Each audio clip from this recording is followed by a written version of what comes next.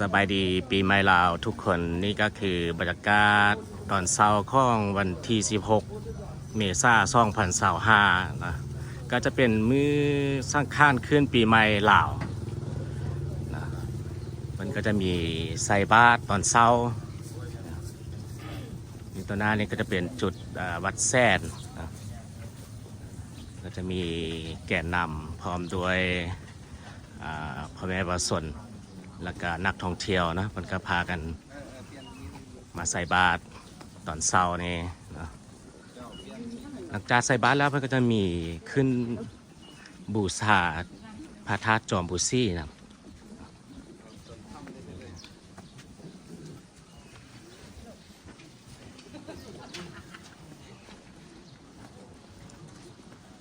จะมีสื่อมวลชนเนาะนักท่องเที่ยวและหลายคนเนาะเพิ่นก็พากันมาชมบรรยากาศตอนเช้านี่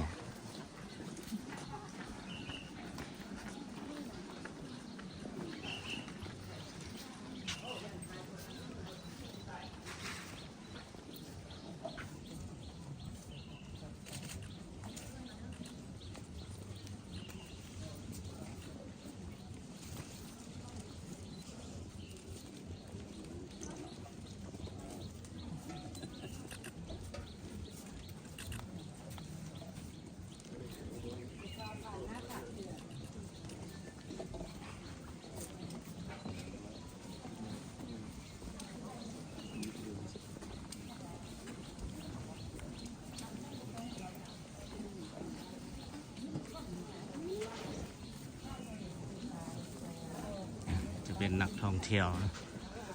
เพิ่นก็พากันมาไล่นะปีนี้เพราะว่าจะเป็นนักท่องเที่ยวจากโซนยุโรปอาเซียนคือว่ามาไล่เลย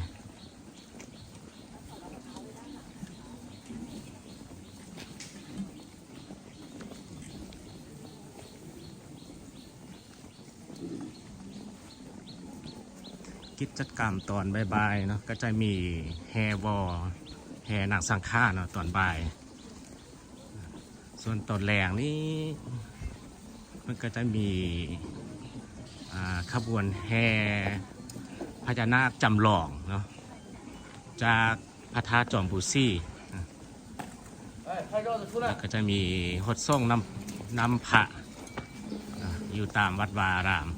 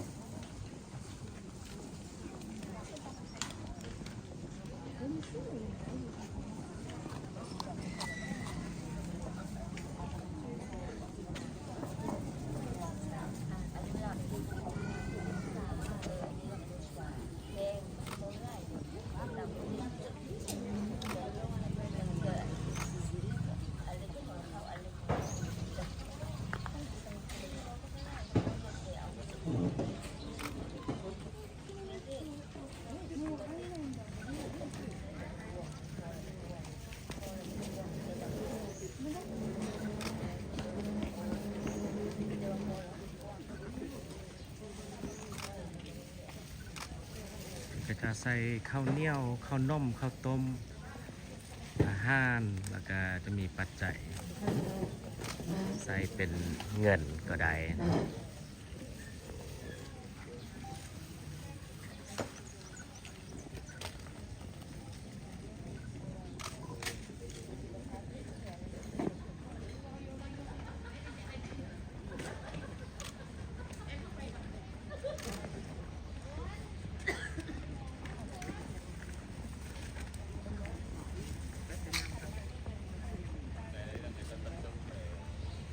มีหลายๆคน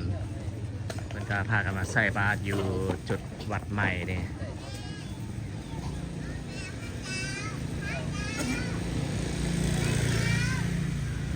ซึ่งว่าตอนเช้า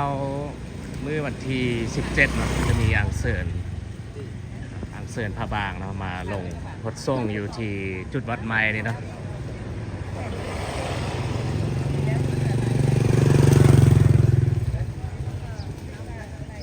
ก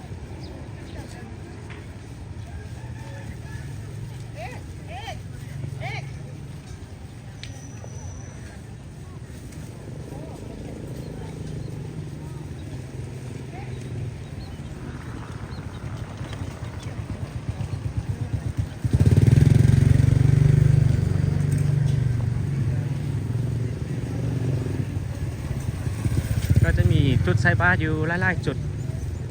ใจกลางนครหลวงบางเลย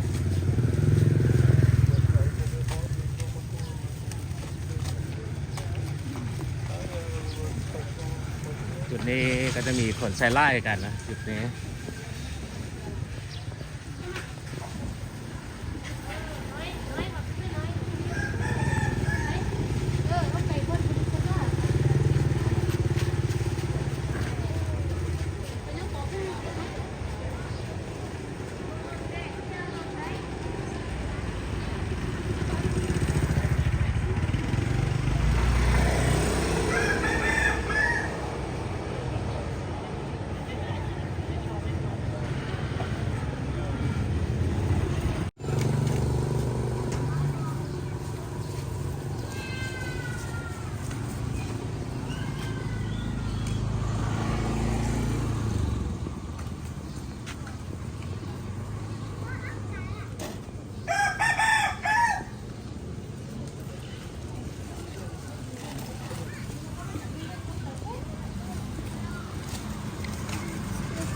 Tao đã anh đây.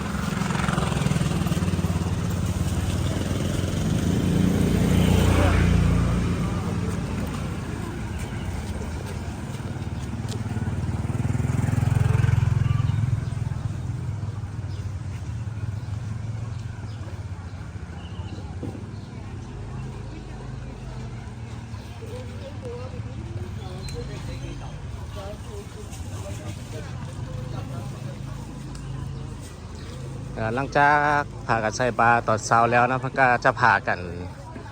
ขึ้นไปบูชาอยู่พระธาตุเจาะบูซี่นะ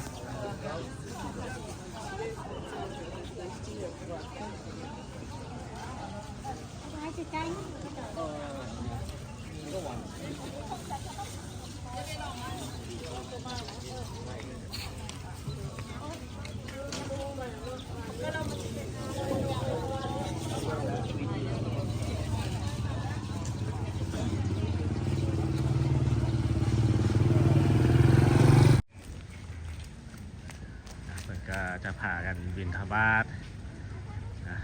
ตามจุดใจกลางตัวเมืองนี้ก็จะมีหลายๆวัดนะอยู่ที่ใจกลางนครหลวงพระบางนี่แล้วก็มีหลายๆจุดหลายๆบ่อที่เพิ่นพากันใส่บาตร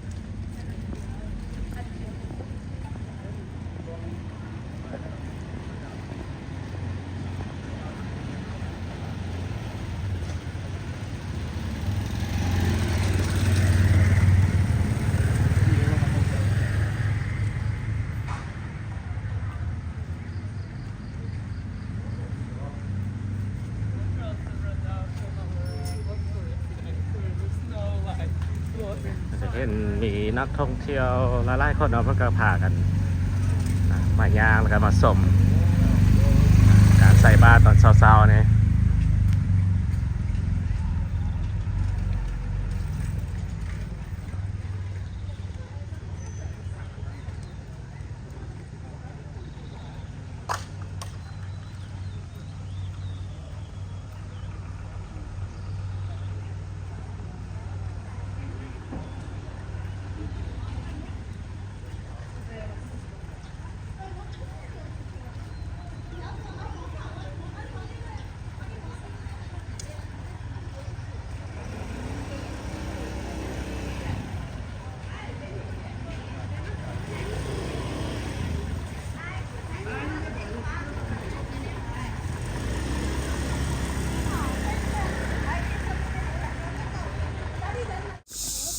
ตัวนี้ก็จะเป็นพิธีวันขึ้นมา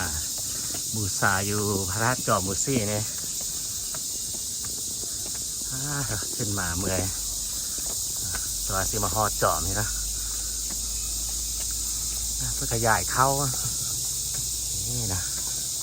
ใหญ่ขึ้นไป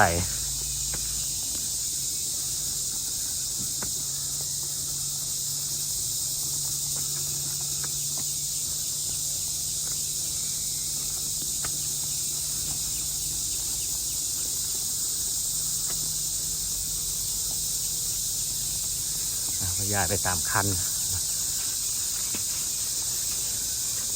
ย้ายเป็นครูนะเบิกซ้ายเบิกขวา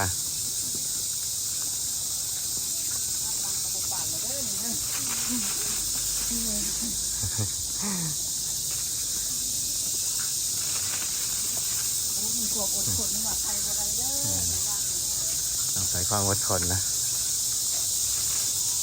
เด็กบุญไล่แมนแล้ว นี่นะเพื่อกระยายตั้งแต่พุ่นเนาะตีนผู้มันขึ้นมาฮอตจอมพี่เลยนะเดี๋ยวนี้นะบุญบ่ฮอนยอบ่เทิงบ่ได้มาเฮ็ดเด้อนี่เด้อแมนเนาะน้อยคนสุดเนาะที่จะมาเฮ็ด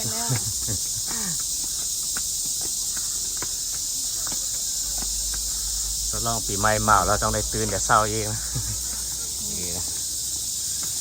พอแล้วถึงพี่นะ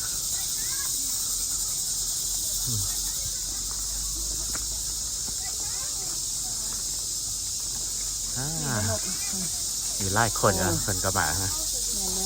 นี่เป็นมาก่อนแล้วนะเป็นมายายแล้วเราก็สิกลับนะ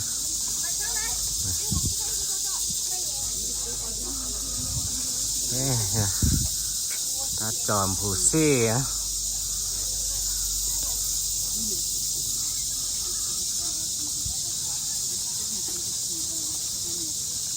พระธาตุจอมผู้ซี่เนี่ยสร้างขึ้นในปี1804นะ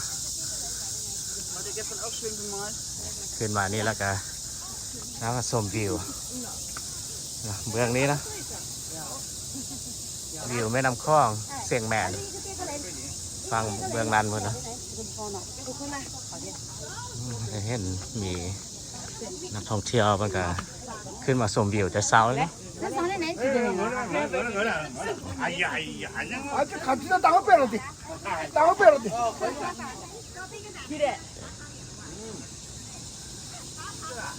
อากาศดีเลยนะหลังจากที่ฝนตกซอกมืองามๆเลยเบื้องฝั่งนี้จะเป็นแม่น้ำขาด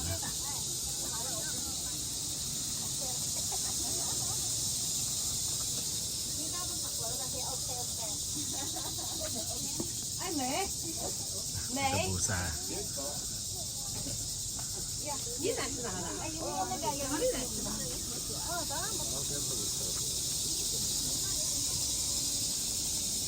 นี่ขั้วข้ามแม่น้ำขานเก่านะจุดใจกลางตัวเมืองว้าวนะ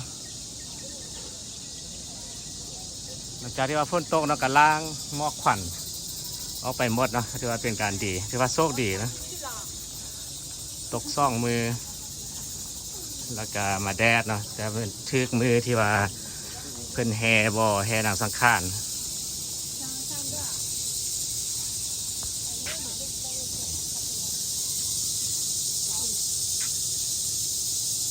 ตอนหน้าจะเป็นหมู่บ้านเมืองงาเนาะเมืองงากับผัดล่วงนะจุดนี้นะ